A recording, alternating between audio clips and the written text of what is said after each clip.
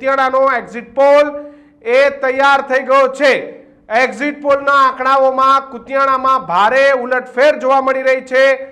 25 માંથી 11 પત્રકારોના મતે કુતિયાણામાં ભારતીય જનતા પાર્ટીની જીત થાય એવું જોવામાં આવી રહ્યું છે, જ્યારે 25 માંથી 14 પત્રકારોના મતે કુતિયાણામાં સમાજવાદી પાર્ટીની જીત નક્કી મનાઈ રહી છે।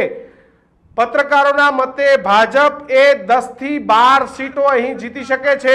પત્રકારોના મતે ઢેલીબેન એ પોતાની સીટ પર જીતી જશે। પત્રકારોના મતે કાના જાડેજા પણ પોતાની સીટ પર જીતી જશે।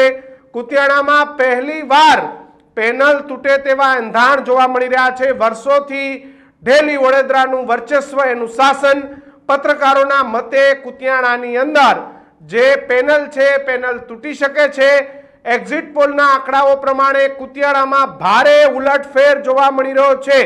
25 માંથી 11 પત્રકારોના મતે કુતિયાણામાં ભારતીય જનતા પાર્ટીની જીત એ માનવામાં આવી રહી છે। 14 પત્રકારોના મતે કુતિયાણામાં પરિવર્તન, એટલે કે 25 માંથી 14 પત્રકારોના મતે કુતિયાણામાં સમાજવાદી પાર્ટીની જીત થઈ શકે છે।